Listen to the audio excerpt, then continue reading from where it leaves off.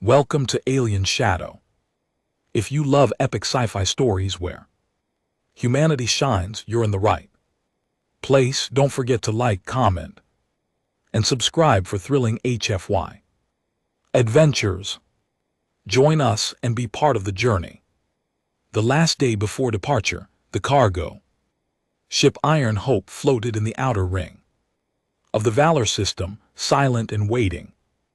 Captain Mark Hollis was loading crates into the storage bay, thinking about dinner and the long flight ahead. He moved like a man who had done this job 100 times. Careful, bored, but that day would not be like the others. When he opened one of the last storage containers, he froze. Inside, curled up under a thin thermal blanket, was a girl.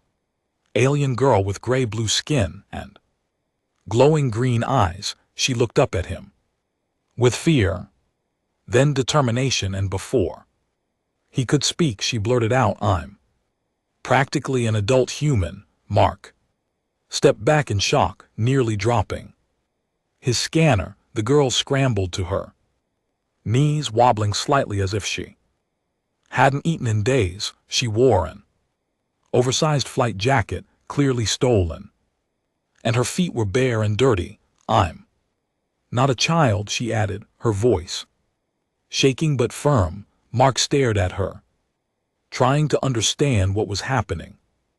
This was no ordinary stowaway. She had markings on her neck that belonged to the Zachary species, a species currently at war with its own government. "You're from Corvin 9, aren't you?" Mark asked quietly. The girl hesitated, then nodded. "My name is Jerry," she said. "My colony is gone, burned. I escaped during the last attack. I just wanted somewhere safe." Mark rubbed his forehead, glancing at the control panel behind him. Harboring a Zachary fugitive could get him arrested, fined, or worse, but she looked so small, so determined, sitting there trying to look grown up. He sighed and helped her out of the container. She followed him like a shadow, quiet and careful. He gave her protein packs and water, which she devoured. In seconds he could see the hunger in her eyes, the way her hands shook as she ate. Snorts. Just one night, he muttered, more to himself than to her. That night Jerry sat in the corner of the cockpit while Mark adjusted. Then of roots she watched him with wide eyes, sometimes asking simple questions about the ship. He answered them slowly, warming to her presence. There was something honest about her. Snort's curiosity. When the engines cooled and the lights dimmed, Mark gave her his cot and sat in the pilot seat. She looked at the stars through the window and whispered, "It's quiet here, quieter than war." He replied. She was quiet for a moment, then asked, "Why did you let me stay?" Mark looked at her and shrugged. "Because you reminded me of someone," he said. "Someone who didn't get a second chance." The next morning Mark woke early and checked his messages. He had already received a warning from the port authority. A Zachary escape was being hunted in this sector. He knew it was time to drop her off before someone else found her. He took her to a neutral refugee station orbiting a gas giant. The place was crowded with aliens of all kinds, all running from something. Jerry didn't complain, didn't cry. She just looked up at him with those glowing eyes. "Thank you, Captain," she said quietly. Mark handed her a pouch with extra rations and a worn chip. "If you ever need help again," he said, "use this. If I'm alive, I'll answer." She nodded, her face serious beyond her ears. She turned to walk away, but then stopped and looked back. "I'll come back one day," she said, "when I'm grown." Mark smiled a little. "You've already seemed grown to me." Snort's. Jerry opened her mouth to say something else, then Closed it, she gave a small wave, then disappeared into the crowd. Mark watched her until she vanished. He felt a strange weight in his chest, like he'd just seen something important slip away. The engines of Iron Hope roared back to life as he rose into the stars. Snorts. He whispered, "Stay safe, Jerry." He didn't know then, but she would keep her promise, and when she returned, the galaxy would never be the same again. A war-torn galaxy. 6 years had passed since Jerry stepped off the Iron Hope and vanished into the refugee crowds. Captain Mark Hollis often wondered what happened to her. He told himself she was safe, that she found a good place to grow up, but he knew the galaxy didn't give happy endings for free. The Valor Belt was now crawling with rebel groups, slavers and private militias. Jerry's home planet Corvin had fallen into civil war. The Galactic Council had pulled out, declaring the region too unstable, and people like Mark were left to pick up the broken pieces. Mark had changed too. He was no longer just a cargo pilot. He had become a smuggler of medicine, a transporter of refugees, and sometimes a rescuer, not for glory but because no one else would do it. One stormy night, Mark took a risky job to deliver medical supplies to a mining colony. As he flew low over a frozen moon, pirates attacked his ship. Laser fire tore through the hull and the engines died midair. The Iron Hope spun out of control and crashed hard into the ice. Mark woke up with blood on his forehead and sparks raining down from the ceiling. The cockpit was smashed.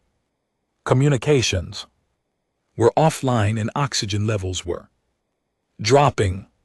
He stumbled outside into the snow, wrapped in a thermal blanket. No one was coming for him, he thought. This time he wouldn't get out alive. He built a shelter from wreckage and activated a weak distress beacon. Every few hours he would check the beacon and the oxygen tank. Each time the numbers got worse.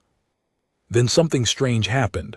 A hot flask of broth appeared beside him while he slept. The next night someone repaired the broken heater inside the shelter. He never saw them, only heard faint footsteps in the snow. He thought he was hallucinating until the third day. That day a shadow approached while he was outside gathering metal scraps. Mark turned quickly, pointing his emergency flare like a weapon. The figure wore a battle cloak, a mask with silver markings, and held no weapon. The person said nothing, only handed him a small container of real food. The voice was calm and female. "You shouldn't point that at me, Captain Hollis," she said. Mark froze as the voice echoed his ears. He knew that voice. "Jerry," he whispered, unsure if his mind was playing tricks. The figure nodded slowly and pulled off the mask. Her face was older, sharper, marked with tiny scars and a tattoo on her jawline, but those green glowing eyes had never changed. Mark nearly collapsed from shock and relief. She caught him gently and helped him sit. "You're alive," he said, still in disbelief. "I came back," she replied softly, "like I said I would." He looked at her armor, worn and cracked symbols of a rebel group he'd only heard rumors about, decorated her shoulder pad. "You're part of the scary resistance now," he said, more a statement than a question. Jerry nodded, her eyes scanning the sky. "There's something worse coming," she said, "and you need to know about it." Mark wanted to ask more, but his body was weak. Jerry carried him back into the shelter and reconnected parts of his ship's life support manually. She worked with speed and focus, not like a scared teen, but like a trained Soldier, later that night Mark sat across from her by the dim firelight. He looked at the young woman who had once been a scared girl hiding in his cargo hold. Now she moved like a warrior, spoke like a leader, but there was still a quiet warmth in her voice when she spoke to him. "I've been watching," she said, "following your missions, your rescues. You inspired more than you know." Captain Mark laughed weakly. "I'm just a guy with a rusty ship. You were the first person who didn't see me as a burden," she replied. "That changed me." Before he could reply, a beeping sound echoed from her wrist device. Snorts. She stood quickly, her face serious. "Again, my team is nearby, and I need to go," she said, "but I'll come back for you tomorrow. There's a lot you need to hear." Mark watched her disappear into the snow, her figure swallowed by wind and night. He leaned back, eyes wide open, breath short. She had come back, but she hadn't returned just for memories. She had returned with a mission, the warrior in the mask. The night was long, and Captain Mark Hollis couldn't sleep, even though the shelter was warmer now and the air tanks were stable. His mind was racing with thoughts of Jur, how much she had changed, and why she had returned now. He sat near the small heater, holding a cracked mug of broth she had brought. Steam rose into the frozen air, but his hands trembled, not from the cold, but from something deeper, from the memory of a girl who once said, "I'm practically an adult human." She was no girl now. That much was clear. She moved like a soldier, spoke like a leader, and yet, when she looked at him, there was still something soft beneath her eyes. Next evening, Jiri returned. She entered silently, stepping through the snow as if it obeyed her. Her mask was back on, hiding her face, but Mark could feel the same presence, sharp, alert, familiar. "You're early," he said, forcing a smile. She didn't answer at first, just pulled off the mask and sat across from him. "I found something," she said, "and I need to show you." Mark sat up straighter. Sensing this wasn't small, she activated a small hollow device on her wrist. A map of her home planet, Corvinine, shimmered into view. Lines, dots, and blinking markers showed military bases, mining colonies, and something massive. A glowing red symbol pulsed near the northern continent. "That's a weapon site," Juri explained. "Something left behind by the first dynasties. The scary government wants to activate it to wipe out rebel sectors and any human outposts nearby." Mark's eyes narrowed. "They're going to commit genocide," he said quietly. Jerry nodded slowly. "Unless we stop them before activation," she replied. Mark stood and paced, trying to make sense of it all. "You want me to help stop a planet killer?" he asked. "You're not just a pilot anymore," she said. "You've helped more people than most fleets combined." Mark paused, looking at the woman before him.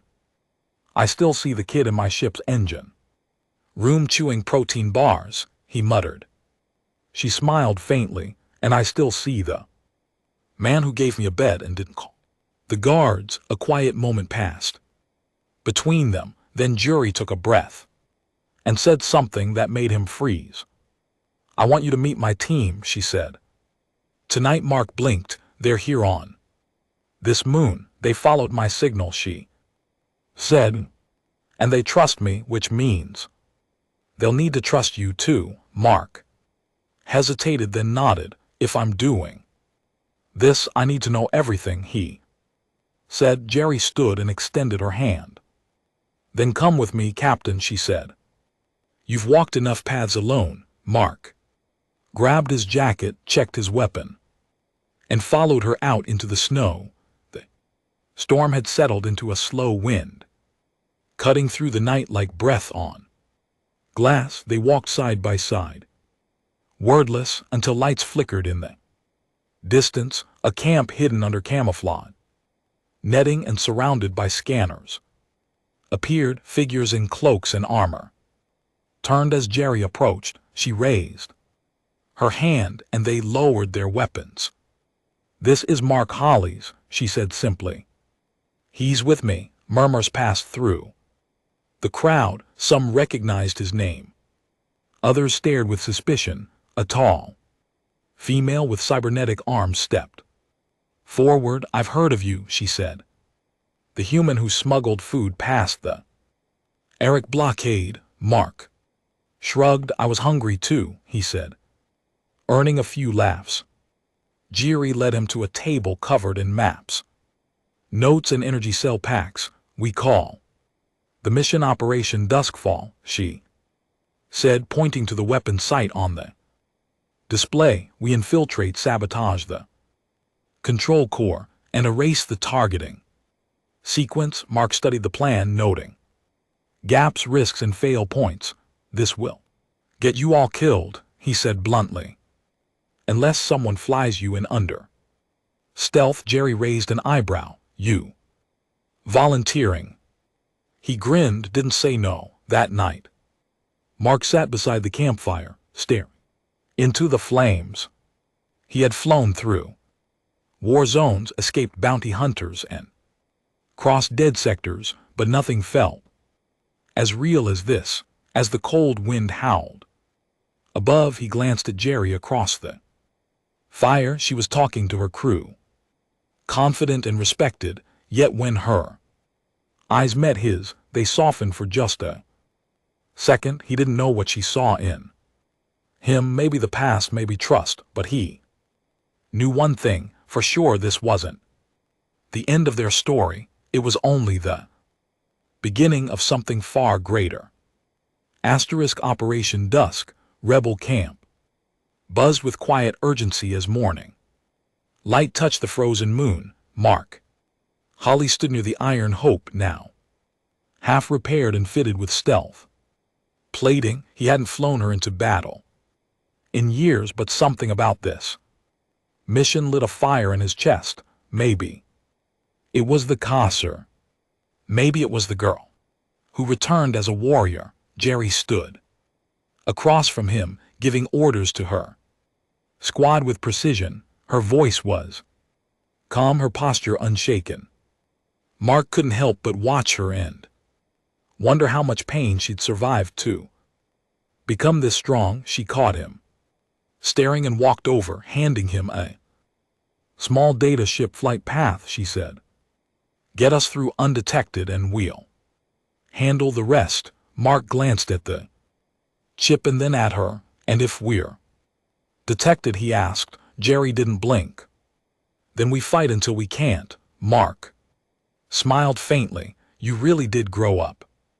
She raised an eyebrow. "You thought I wouldn't?" He shrugged. "I thought maybe the galaxy would crush that spark first." Jerry's voice softened. "You were the reason it didn't inside the ship." Mark ran checks while her squad loaded gear.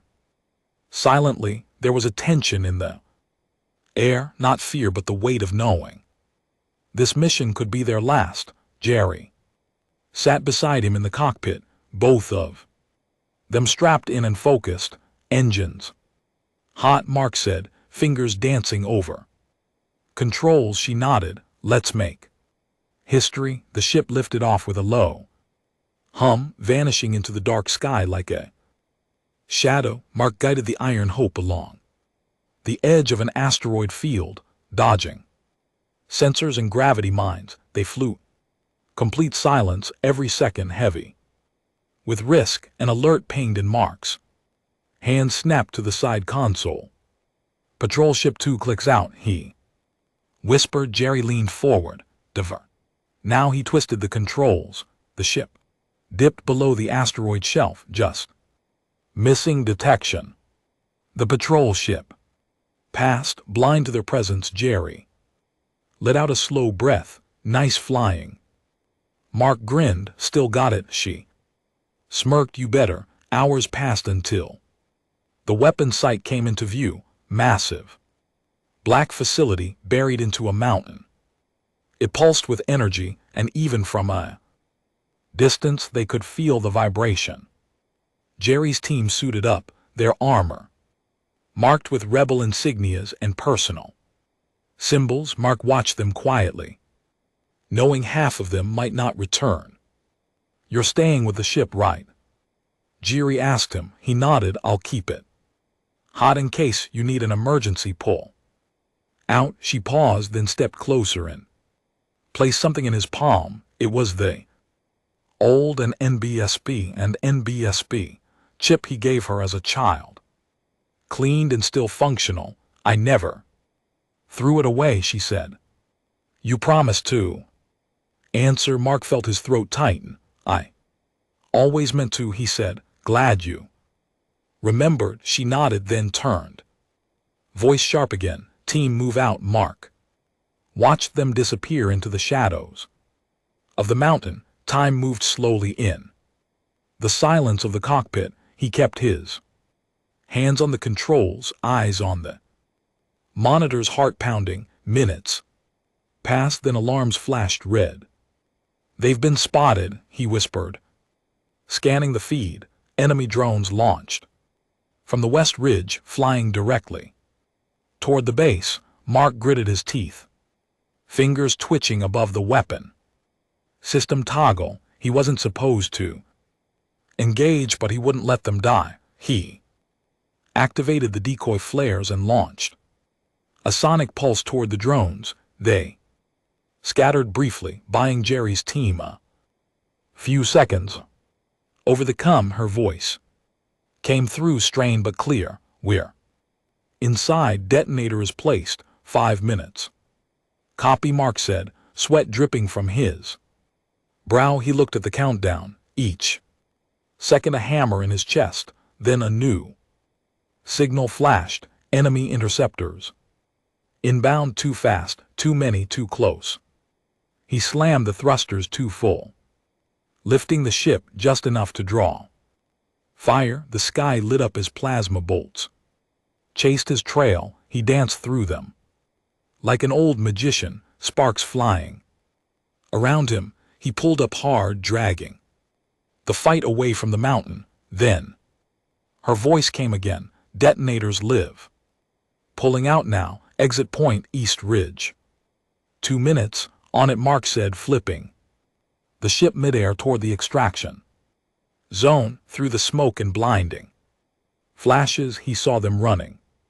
Jerry was at the front, her arm bleeding, her steps unshaken. The rear soldier fell, but she didn't stop. Mark opened the cargo ramp and screamed into the jump. Now they leaped, landing hard inside the ship as Mark pulled them up into the sky. Behind them, the mountain erupted, fire tearing through rock and steel. The weapon was gone, but the cost wasn't clear yet. Mark looked back, blood staining the floor. Team members injured, gasping, and Jerry leaning against the wall, breathing hard, eyes locked on him. "You came," she said, voice cracking. "Always," he replied, without hesitation. And in that burning sky, something changed between them forever.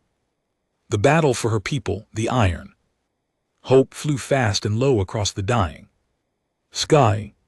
Smoke chased them from the burning mountain, glowing red like the final breath of a giant. Inside the ship, Mark kept one hand on the throttle, the other wiping blood off his console. The crew groaned behind him, wounded but alive. Jerry sat near the ramp, armor cracked, her left arm wrapped in a torn field dressing. Her breathing was rough, but her eyes were clear, focused. Explosion had destroyed the weapon site, but the real battle was just beginning. They had poked a monster, and now it was fully awake. Enemy ships began to swarm from orbit, drawn by the massive energy signature. Mark gritted his teeth, guiding the ship through narrow canyons We're not going to outrun them like this, he said. Jerry pushed herself to her feet, leaning against the wall for balance. There's an old base, she said, hidden under a salt ridge south of the river. Trench, Mark nodded, already rerouting. Blaster fire lit the sky behind them, shaking the hall as they dove into the shadows. He flipped a switch, activating stealth plating and heat dispersion. The Iron Hope vanished into the terrain like a ghost. They touched down in silence, surrounded by cliffs and mist. Jerry's squad began tending to the wounded while Mark secured the entrance to the hidden outpost. It was small, dusty, and cold, but it was shelter inside. Jerry collapsed into a chair, finally letting herself breathe. Mark knelt beside her and checked her arm. Carefully, you should rest, he said. But she shook her head. No time, she replied. They'll strike the rebel cities next. Mark stared at her, confused. But we just destroyed the weapon, he said. Jerry pulled out a small device from her chest pouch. This wasn't the only key, she said. This was the target code. They had the launcher elsewhere. Silence filled the room. Mark leaned back, hands on his knees. So we stopped part of it, he said, but the killing blow is still coming. Jerry nodded. And my people won't survive without help. She stood slowly and walked toward the map table inside the outpost. Glowing dots lit up as she tapped locations. These cities where the old resistance still hides are marked for destruction. Mark looked at the screen and saw names he had heard in refugee whispers. These aren't military targets, he said. These are homes. Jerry's voice cracked. My home. He looked at her, seeing the weight she carried. A girl who had once begged for shelter now stood between survival and extinction. What do you want from me, Jerry? He asked gently. She looked up at him, eyes burning with something between fear and hope. I want you to lead the evac mission, she said. You're the only one who knows how to move people without being seen. Mark blinked, surprised. I'm just a pilot, he said. She stepped forward. You're more than that. You've saved thousands. He looked away, trying to hide the emotions building behind his eyes. Jerry touched his shoulder and whispered, you saved me. That moment shattered something inside him, the memory of the scared girl in the cargo hold, the one who trusted him when she had nothing. He turned back to the map, jaw clenched. Then let's get your people out, he said. Every single one of them. The next few days were a blur of speed, danger, and fire. Mark led a fleet of disguised freighters through dead zones and hidden jump points. Jerry's rebels worked groundside, gathering families, elders, and children into safe zones. Laser fire rained from the skies, but they kept moving. During one drop, Mark landed in the heart of a collapsing city. The smell of smoke and blood was everywhere. He found a girl clutching a baby, both covered in dust. He lifted them into his arms and ran toward the ramp as debris fell behind him. Jerry met him at the top, covering his retreat with a blaster rifle. They barely made it out, the city crumbling into flames. Behind them on the ship, the girl looked up at Jerry and whispered, are we safe now? Jerry knelt down and smiled. Yes, because someone came back for you. After the final wave of evacuations, the remaining rebel fighters stood on the surface. Mark and Jerry watched the last freighter rise into orbit, heavy with the last survivors. She looked at him and whispered, you gave them a future. He looked at her and said, so did you. For a moment there was only silence. between them. Then Jerry leaned closer and asked softly, "Do you see me as an adult now?" Mark smiled and replied, "I always did. I just didn't want to believe how fast time moves." And in that stillness, as the fires of war faded behind them, something unspoken passed between their hearts. Not just a bond of survival, but a connection that could no longer be denied. The return to Earth. The iron hope broke through Earth's atmosphere as dawn lit up the clouds. The blue planet looked peaceful from space, calm and untouched by the war they had left behind. Inside the ship, silence filled the cockpit, not from fear but from something heavier, a feeling that everything was about to change. Mark Holly sat at the controls, eyes fixed on the Earth below. His hands moved from habit, steady and practiced, but inside he was tired, not from battle, but from carrying too many memories. Jerry stood behind him, her gaze locked on the familiar world. She had seen Earth once before from the window of a refugee station. Now she was returning, not as a lost girl, but as a survivor of war, a commander. Yet in her heart she wondered if she still belonged here, if this place could accept who she had become. The ship landed near the city edge, far from the crowds. Jerry Snorts stepped out into the open air, the breeze brushing her skin gently. It smelled of wet soil and fresh leaves, scent she had never known but somehow longed for. Mark walked beside her in silence, letting her take it in. Government officials met them with formal greetings and polite nods, but they didn't understand what it meant to walk away from fire, carrying lives on your back. Mark handed them data chips with evacuation logs. Jerry handed them medical scans and rebel intelligence.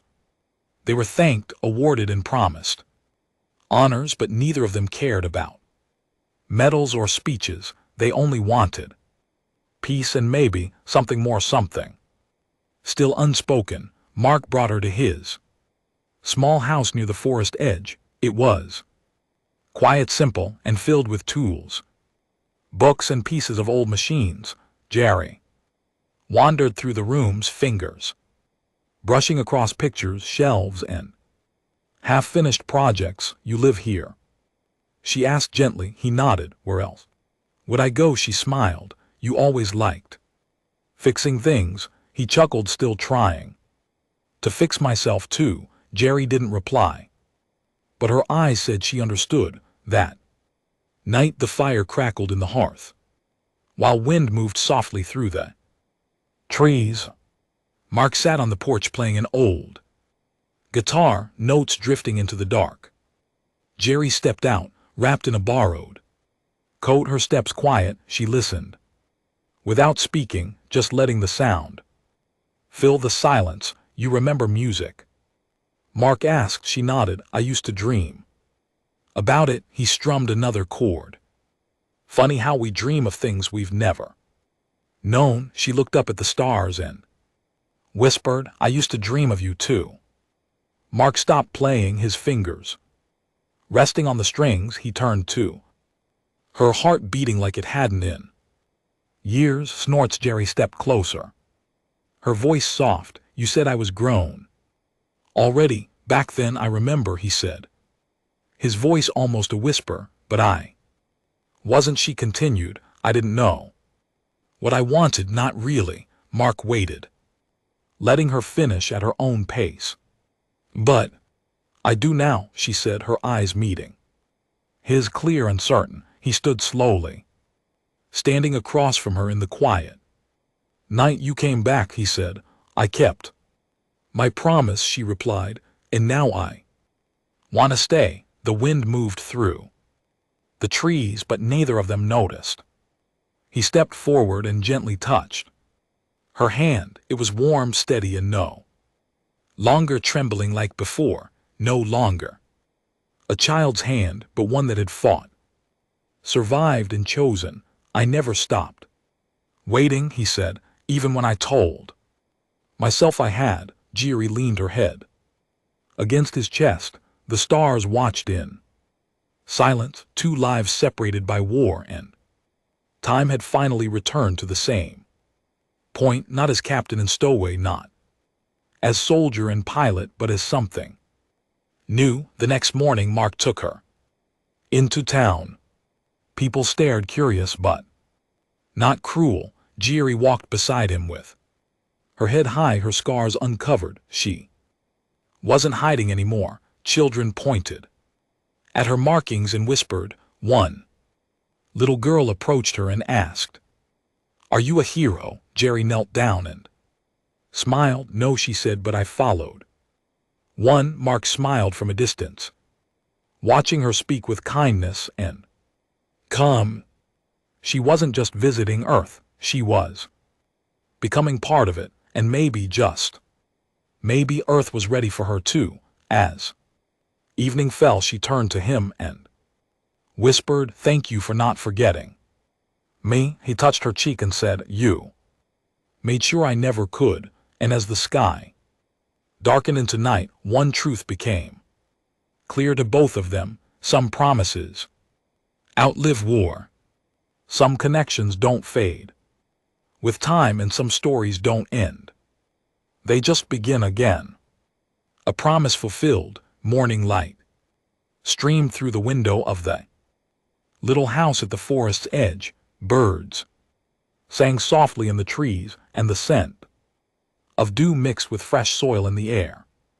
Jiri stood barefoot in the garden, letting the wind play with her hair. Her scars caught the sunlight, no longer something to hide, but something that told her story. Inside, Mark brewed tea while tuning the radio on the kitchen counter. The world had gone quiet again, but not because there was no danger. It was quiet because people were rebuilding. It was quiet because the war was finally over. Jiri stepped inside, holding a small flower between her fingers. "It's the first one I've seen bloom here," she said softly. Mark took it from her and placed it in a glass on the table. "Then it's yours," he said.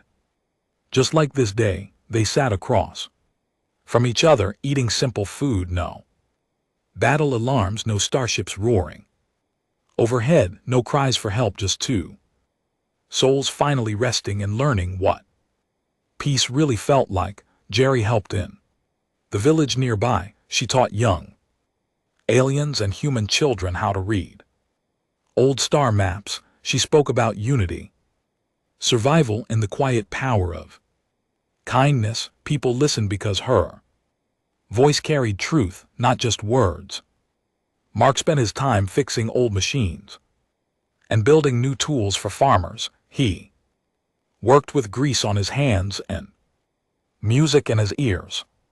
At night he shared stories with Jiri, laughing about the times he almost crashed into moons, and sometimes they just sat in silence, because not every moment needed noise.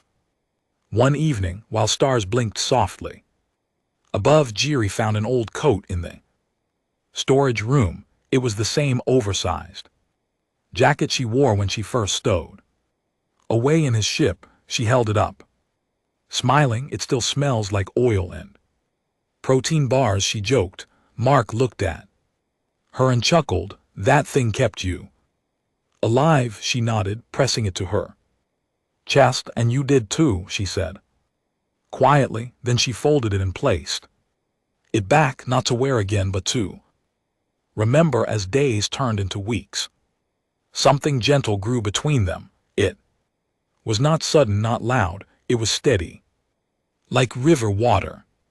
Jiri would rest her head on Mark's shoulder during quiet moments, and he would hold her hand when words were too much. People around them started to whisper, but not with fear.